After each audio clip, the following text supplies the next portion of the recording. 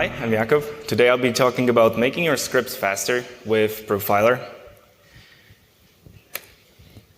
First of all, let me say thanks to the sponsors and thanks to the organizers and thanks to all of you who came to this talk, because it's a difficult time still, and hopefully we will get to meet next year maybe, not wearing masks, but now it's necessary. So, and everyone was taking a huge risk, maybe like the whole event would be cancelled, and luckily it's not. So thanks to all of you for coming. So before we jump into it, I have another raffle because it was pretty popular yesterday. You can just scan the code, put your name in, try to use either your name or something a bit unique so we can find you afterwards. I have this mouse which is really silent when it clicks. So far there are no Profiler t-shirts, but maybe if it gets more popular there will be some. Can I have the t-shirt? You're the guy that wanted the t-shirt? I was looking for you. Meet me outside afterwards, please. My wife already proposed a design yesterday, so maybe next year we will see. You just have to download a lot. Once it gets over, I don't know, 30,000 downloads, maybe we can consider making t-shirts. So it's up to you, community. I didn't get that, but... So somebody should tweet that and hold you to it. Yeah, why not? There will be another chance to scan this if you need afterwards, but this is me. I work at Microsoft on testing platforms, but in my free time I work on Pester and Profiler and other cool stuff in PowerShell. If you want to support me and my open source efforts, you can sponsor me on GitHub, or you can just sponsor Pester on the Pester Collective. Profiler so far doesn't have anything to sponsor because it's a tiny, tiny project.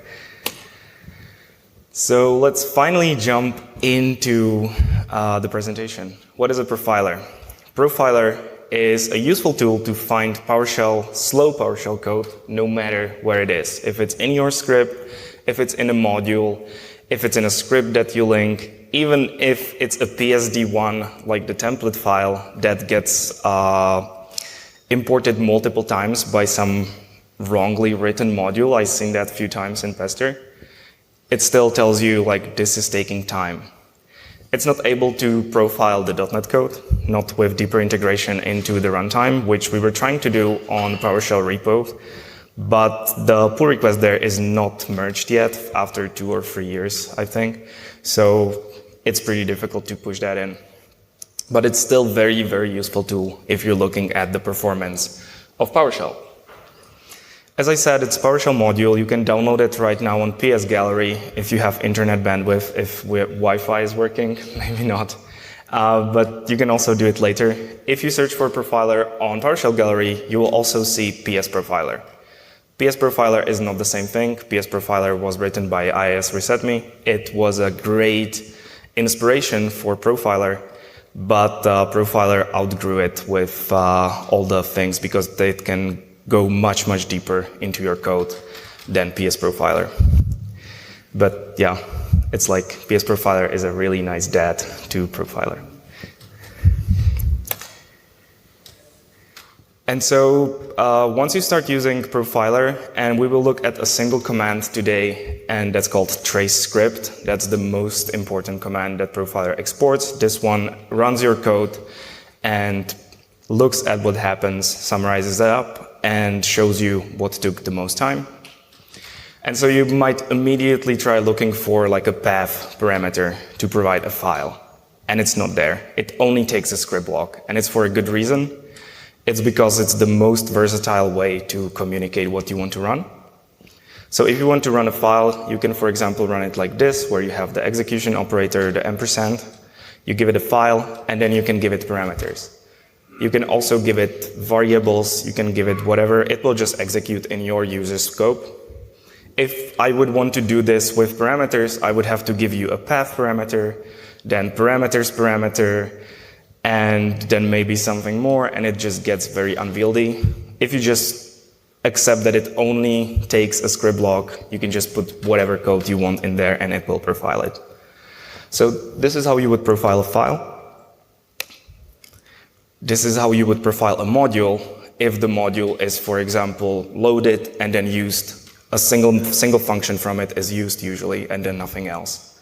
So for example, in pester case, this is what we want to do. We want to count the time where we include both the load of the module and the execution of invoke pester, because that's 99% of the use cases. In your local interactive session, maybe you import module once and then you run it 20, 100 times. But on CI server, you always import, run invoke pester, and then you throw everything away because the session ended. So you have options. If your module doesn't fall into this category, you just put the import module outside of the script block and you tell trace script, module is already imported, just run the function, or 20 functions, or 100 functions, whatever you want to do. So that's why it just takes a script block. Whatever you give it, it will run. You can even use it to profile your PowerShell profile because it's versatile and because on Twitter this is popular to do. And it's also slowing you down every day. So this might be the first thing where you start if you want to get some experience with Profiler. And most likely it will point at some other person's code. Like you are importing some module and somewhere in that module something is happening that is taking the most time. So maybe that action is totally appropriate for the task, or maybe it's not. Maybe it's an outdated way of doing something, or maybe it's looking like to get information from sim commandlets or something that you will never use again. It's maybe just for debugging. So maybe you can file an issue on someone else's repo and tell them, this is what I found, can we make it faster? And then you make it faster for everyone. And you can, of course, profile very simple scripts like this. This would be what you would probably do with PS Profiler before. You would give it a script block, and it will just profile the top-level code. So stop talking, go to demos. Let's hope that works, because internet was a bit flaky yesterday. And so that should be this file. And I have this very simple function, which is called getIcons. Let me just clear this up. And then I run it, and then it does something. It prints emojis to the screen. And if I run it again, you might notice that it's a bit slow. Like, why would this take 1 second, then 1 second? Anyone has a guess? Start sleep? Something else?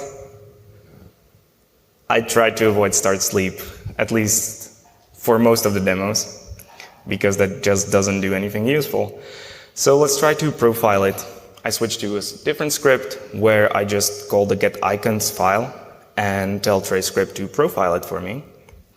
And then on the bottom I have the trace that I saved from trace script, and I'm looking at one of the properties on there, which is called top 50 self duration. This is the property that is the most important on that object. You will probably be looking at that 90% of the time. And then I'm selecting just the top 5 just to fit the stuff on the screen. And the format table you also don't have to use anymore in version 4. This is all just demo purposes. Normally you would be just doing this. And so it runs, and it prints a lot of pinkish output.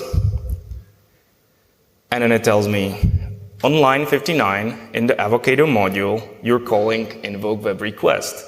And that takes 93% of the execution time. Okay, pretty unusual approach to writing emojis to the screen, so let's see what's happening. So I go to the Avocado module as instructed by Profiler. I scroll down to line 59, and I can see indeed, here is invoke web request calling to Emojipedia for the emoji something slash that is avocado and unicorn. Then we receive the content, we parse the whole HTML thing to get a span that actually has the emoji sign, grab it from the regex, and then we print it to the screen 50 times. So this is super stupid to get emojis, right? But this is reminiscent of something that you might see in someone else's module. Probably not as bad, but it's not very optimal way to do something. And the point here is that instead of going through this file, which might be 10 files or 100 files and 10,000 lines of code, you have Profiler that just says, it's here. It's here. Check those 3 lines and think, is this code appropriate for the task? Is this something that you would do? And if you know something about optimizations in PowerShell for performance, how could you optimize this single line and then go to the next one and optimize that? And if you don't know, then you just go to a forum and you just say, hey, Matthias, could you just optimize this line for me because it's an assignment for school? And he does it. Or maybe not. Maybe there's someone else. Like, there are so many people hanging out every day on the PowerShell channel, helping everyone, that they will definitely jump in and help you. And so this is the whole point of the Profiler module. It cannot tell you, this is how you optimize your code. This is what code is appropriate for your task. Because if I've shown you a restore of a backup on an SQL server or something, even though yesterday I learned about snapshots, which were super quick, but if I restored a few terabyte backup in 2 seconds, you would be like, oh, this is amazing. Like, that's super fast. Why are we even thinking about optimizing this, but not writing emojis? And so you don't have to do this mind juggling for every line of code, just the important lines of code. So now that we saw some output, let's try to understand it. What you saw on the screen were a few columns. The first, on the start, were called self% and self-duration. This represents the time that the function itself takes to be executed. It doesn't include any of the code below it. So if there's any PowerShell code below it, it won't be accounted in this self%. If there is .NET code below it, it will be accounted because we don't see any more PowerShell code and we don't know what's happening. So we see invoke web request takes 96% of the execution time, and that is 600 millisecond, or almost 700 millisecond. Then we have the location info that tells us where exactly the stuff is, and the hit count, how many times it was called. And then we see the actual text of the code. This is just reiteration of the same thing. But if you start Profiler for real and you don't have the FT filter that I have, you will also see duration, and that might cause some confusion. That might be partly because of naming. I already renamed it a few times as well. So if you have a better name, we can still rename it one more time in version 5. But most of the time you want to be looking at self-duration. If you look at duration, that means how long the command run, including all the code below it. So basically, when you enter the function and then you return it, that's the duration. When you enter the function and then you jump out, only this piece of the code is included in self-duration, but everything until return is included in duration. So if we look at this example of start pause and start sleep, which is the only demo I have with start sleep, we can see that we enter start pause, we stay here for 1 second, and then we return. And then if we look at the self-duration and duration, we can see that start sleep takes both self-duration and duration 1 second, almost like 1 millisecond remaining. This is because there is no other code underneath start sleep. It's a binary commandlet. It calls probably into some .NET API. There is no PowerShell underneath it. So it has a self-duration of 1 second and a duration of 1 second. Start pause, on the other hand, is our function, which just calls to another PowerShell commandlet. So we only account for this entrance into the function, which is basically 0 milliseconds, and then the return from the function, which is again basically 0 milliseconds. All the other stuff that happens is happening in start sleep, and then we can see it here, where it takes 1 second to enter the function and leave it. But as I said, 99% of the time you will be looking at cell duration, and it will be enough for you, hopefully, as it is for me. And then one more thing that you can do now with Profiler 4 is that you export into this interactive graph, which is provided in the Speedscope app. We output it into JSON, and you just load it into the app. It's not uploaded to the web. It's just working locally in JavaScript. and it gives you a flame graph of the execution.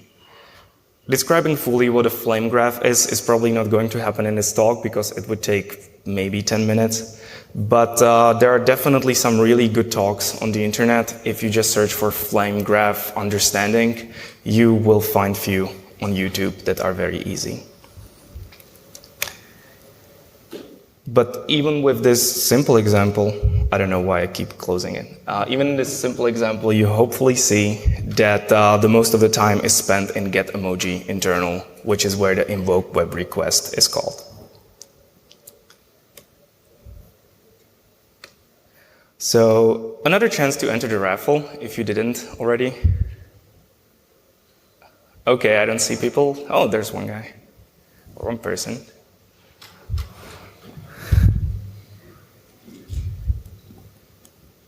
Cool, let me move on.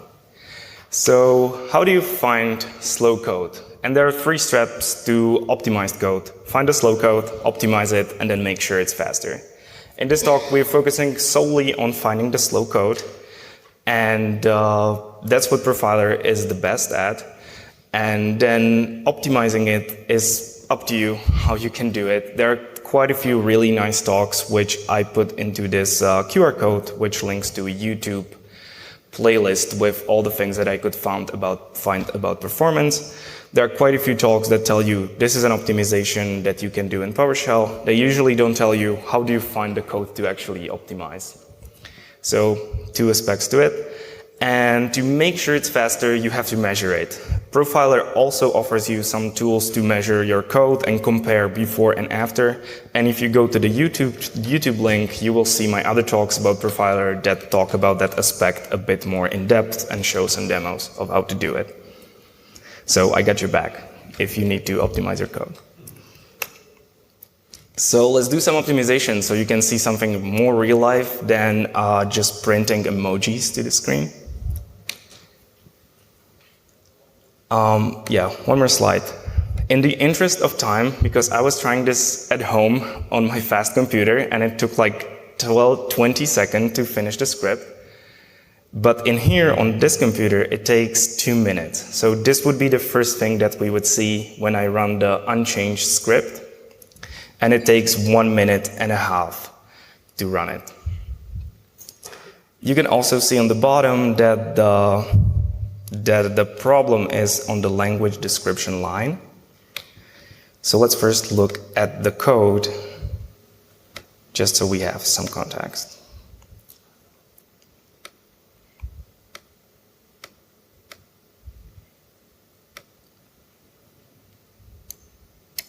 Oh, come on.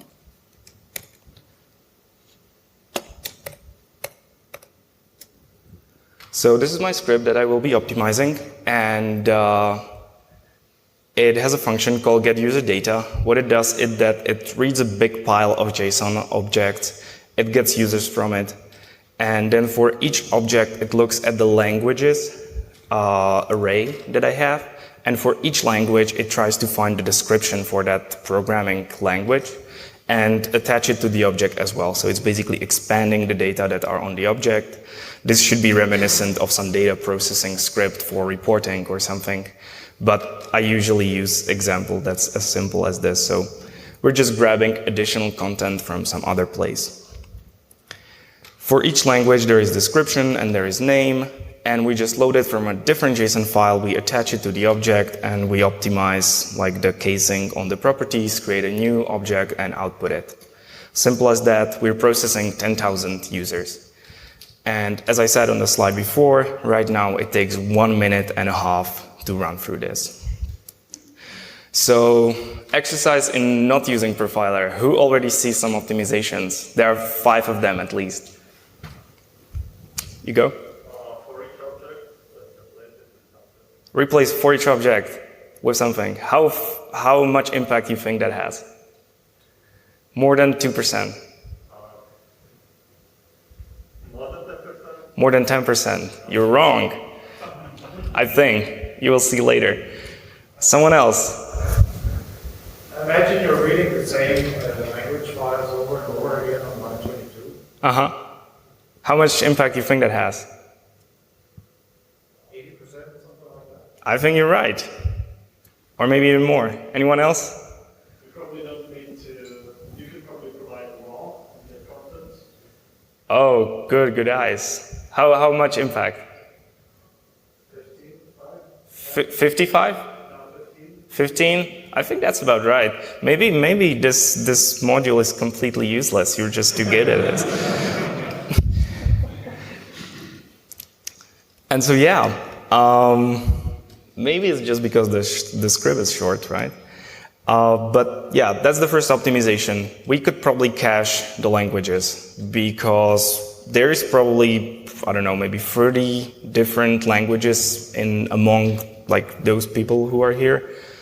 And the more the amount of people would grow, we wouldn't get the same growth in languages because there are probably not as many programming languages that would be used by major public. So we just want to catch them and just read the file once. And so what we would do is that we create a hash table or we create a dictionary. In here I'm using a dictionary because it has this nice feature where I can just ask it, if you have the value, could you give it to me? Unlike hash table where you have to ask, do you have the value? And it says yes. And you say, could you look it up again for me and give it to me? And it says yes, and then it gives you the value. So that's why dictionaries may be better because you just look up once, but it probably has very marginal difference, very marginal impact on the execution. So I create this hash table or a dictionary, whatever you want to call it. And then I just ask the dictionary to try get the value, and the output of that function is a Boolean that says I had the value or I didn't have the value. And then through this ref parameter, I get the output, the actual item, into this variable above. So ref is basically saying this variable is writable for you, so just put the value there. And then I don't need this anymore, so it doesn't happen on every iteration. And that would be my first optimization for this script. And as we saw on the slide here, that is actually what Profiler is pointing out as the first one. 81% of the execution time is spent reading the content.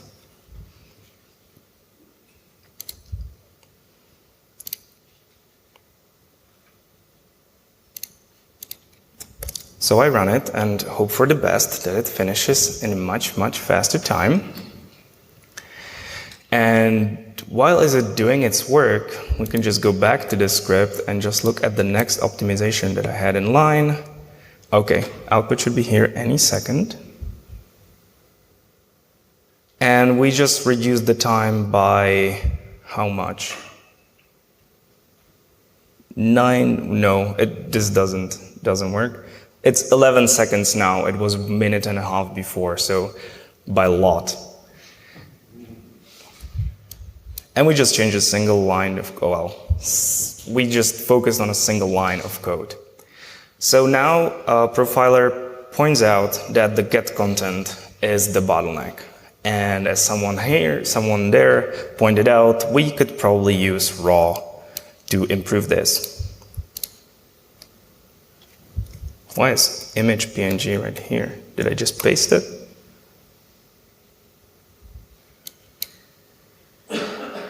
And so step 2, optimization. We just add raw and we don't change anything else.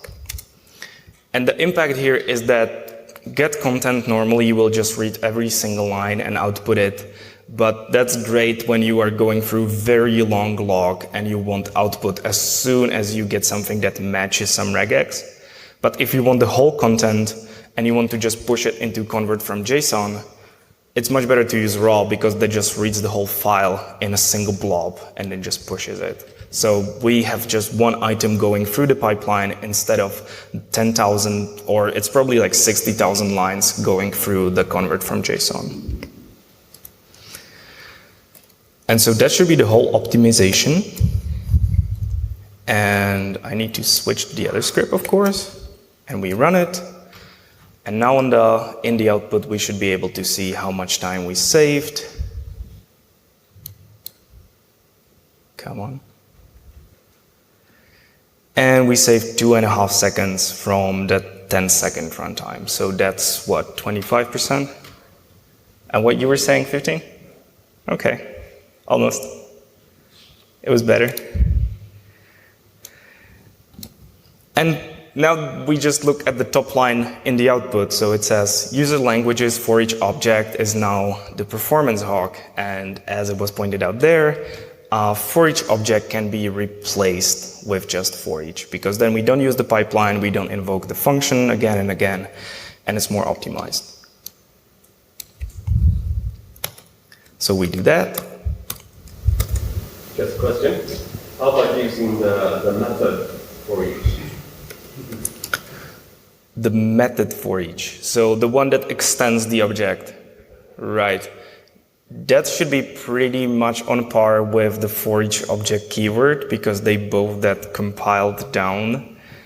And so there's no pipeline and there is no overhead of invoking the function.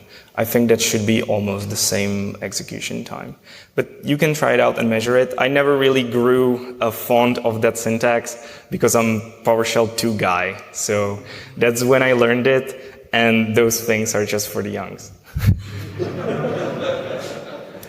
No, like most of the code I write is compatible with PowerShell 3, so I never get to use that functionality, unfortunately.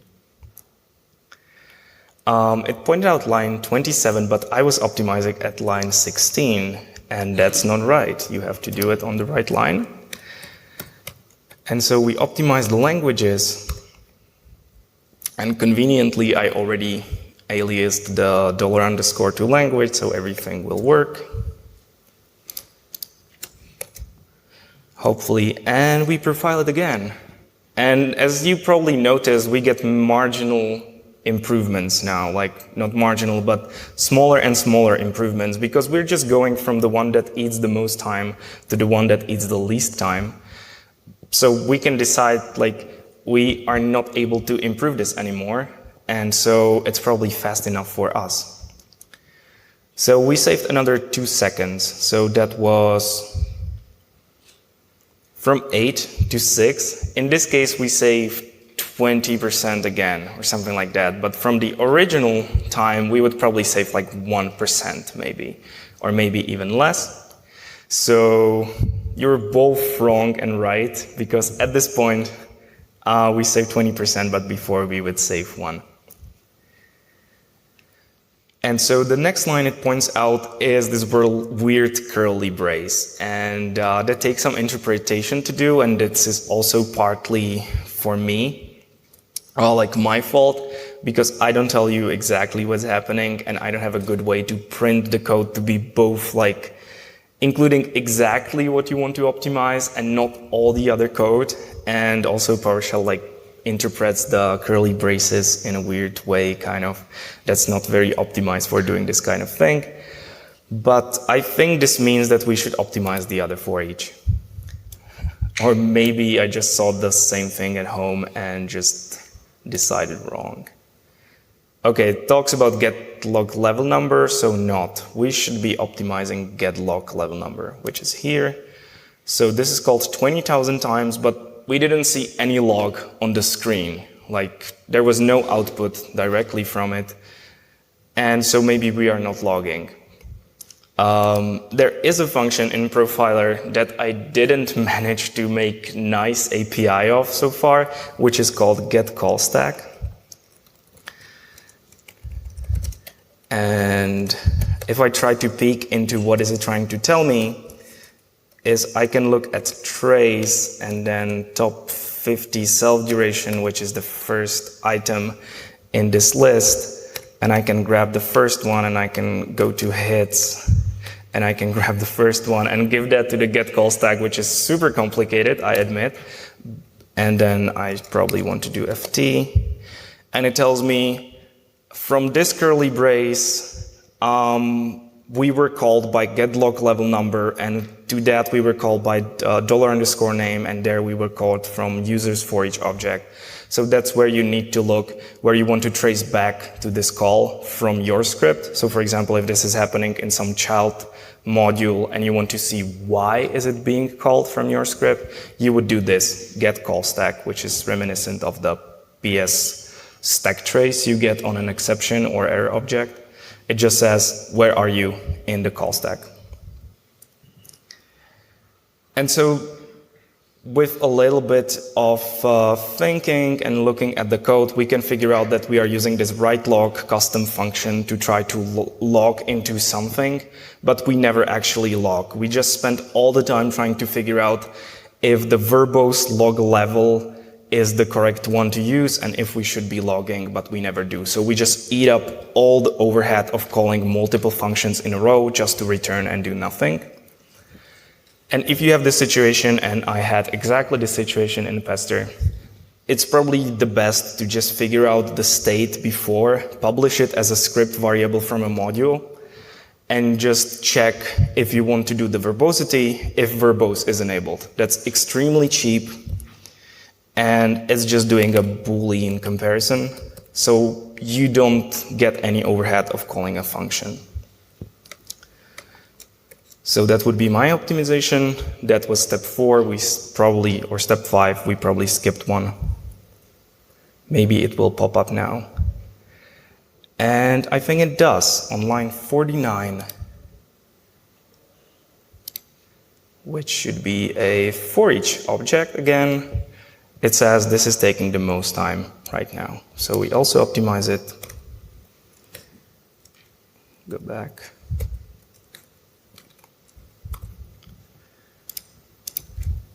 Replace it with for each object and run the script again, and now we're probably arriving at a point where I don't know how to optimize this anymore. Well, maybe a little bit.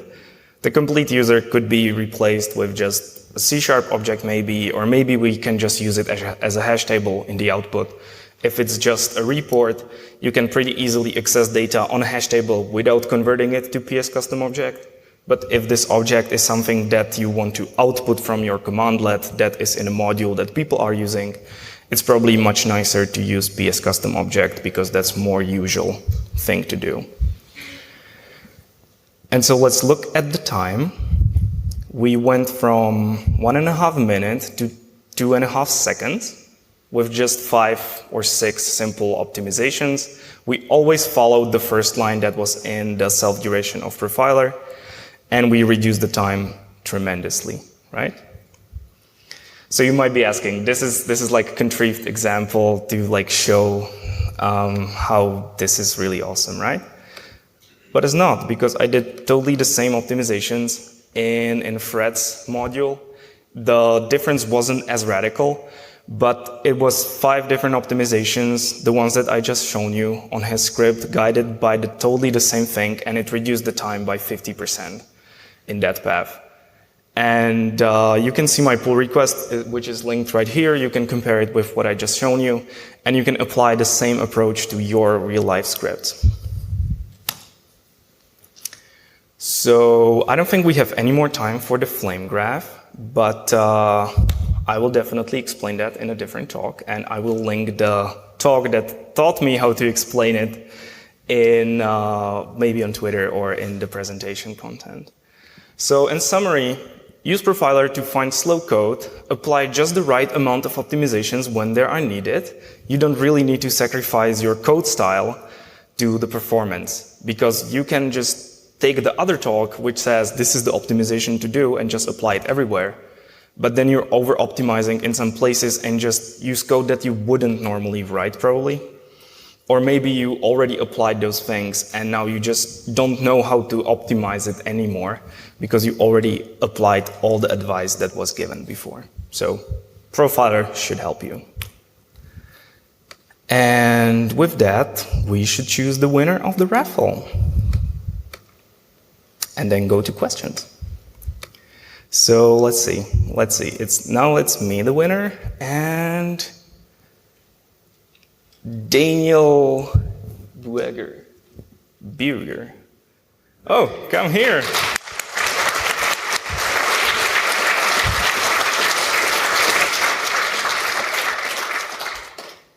Hey, congrats. Hi. Thank you. Enjoy it. It was a good job. Thank you. So, questions and answer time is now.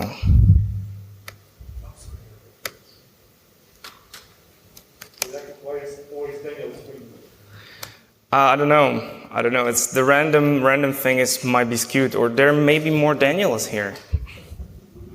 He probably wrote, "I want to win," like the other guy, and that's how you hack the system. Okay. Any more questions? When was released your module, the PowerShell as a profiler module? When it was released? The fourth version was released a few days ago, and the first version was released maybe 2 years ago or 3 years ago. I don't remember. When I was working on optimizing PowerShell 5, not PowerShell 5, PSConfEU 5, and I originally tried to push it inside of the real PowerShell, but the PR is still hanging there, and then Ilya took it and rewrote it in a much better way that should have been mergeable, but it's still not merged, so I don't know, I just got angry and did it a different way that is usable in PowerShell 5 as well, where the other thing will never be applicable. So yeah, it's a long time, but the new version where you don't have to use the format table and everything is like a few days old, because I published it for this conference. Is it a personal project or is it a Microsoft supported project? No, it's just a personal project. Someone, is that your phone? Cool. You go, please. You mentioned in the tester talk that you don't use breakpoints anymore for profile and book coverage. You alluded to the fact that you use similar methods here in profile. So how do you actually measure it? Is that too complicated to touch on? The question is how Profiler actually works. In simple terms, there is this mode in PowerShell which is called debug mode, which you can enable by set ps debug trace1 or trace2, and it writes to the screen in the verbose stream what was happening. There is like internal code that just writes to the screen the current thing that executed. So I'm laying on that with a custom output provider, and I catch when it tries to write into the verbose or into the debug stream. And when that happens, I basically like trigger something that looks through reflection onto the internal state and looks what the call stack is, what is the current execution thing, what is the timestamp, and I save a long list of those events, which you can see in the trace output on the trace object that I shown. If you just go to events or all events, those are all the events that are there. And then based on whether or not the call stack was bigger or smaller than the previous item in the list, I can know if we're entering function or leaving a function. And even if you throw an exception and we like jump up in the call stack, I can still see where that originated from and which functions we passed through because they are on the stack. So basically just I use the output as a trigger to collect more information in the system, which also has some limitations for the profiling. Like right now I cannot profile additional run spaces, just the main one. But maybe there will be some solution. And the proposed solution that is in the PowerShell like runtime or engine is pretty much the same. It just puts a thing in a place which says every time you find this, which is basically on every line like 20 times, just save the state, like what is happening. And that's also how PerfView works, even though that does it on a time-based level rather than doing it based on when the function actually triggers. So yeah, it's a bit complicated, a little bit of a hack, but this way I can also apply it for PowerShell 5 and PowerShell 7 without touching the engine. Yeah, thank you. There was a question from Beard, but he left, I guess. Any more questions, please? I don't see any hands. That's sad. Okay. Well, we still have five minutes left, I guess. Is that right? Cool. Let me show you the flame graph then.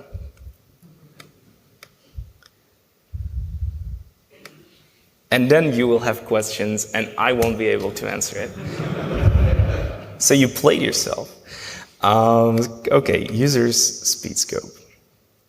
So you just specify export path, or however I called it, and it exports it into this JSON format, and then you can upload it into, or load it into this tool, because people don't like to take their code and upload it to the cloud or something.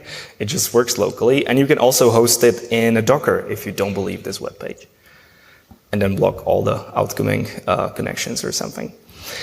This tool has 2 modes. One of them is time order, well, actually free, but I don't understand the last one yet. The first mode is time order, which just says this is how it happened in the time. And you can see there are tons of events right here, and you can click each one. You will get the call stack, you can zoom, and so on. But usually, at least for me, this time order is not very useful, because the script is kind of short-lived, it does all the work and then it stops. And so seeing that, like, I called this 100 times is not extremely helpful.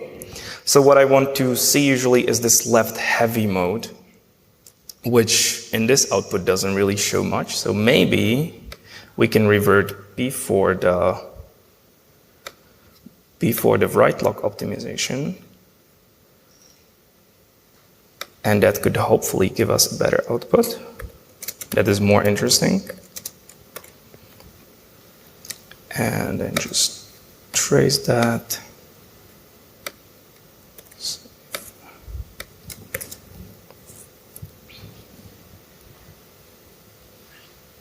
Come on.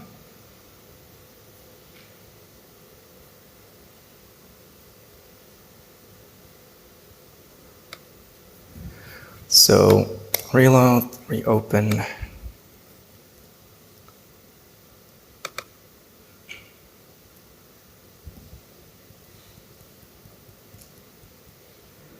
Okay, now it shows something a little bit more interesting. And we can look here and we can see there's like get log level number, and we got there through write log and get user data and so on. We can go to this one. But this is too much information when you just want to do optimizations. So you can use the left heavy mode, which is a kind of a flame graph. And a flame graph, what it does, it shows you the width of the window is 100% of the execution time. So this took 7 seconds almost to run the script. And then as you progress downwards, and in real script you would probably see like more of those flames that go downwards, because there will be more work done in multiple different call stacks. And as you go downwards, what you see is how much time was spent in this function, including everything below it, and then how much time was spent in this function, including everything below it, and then how much time was spent in this function, including everything below it. And so this base thing is your entry point that will be the 100%, and then it will be split based on how much time you spend in each function, even though right now we have just one that we call into, and here we have 2, right? So get user data and write log. And This is very close to what you see in the command line, your output.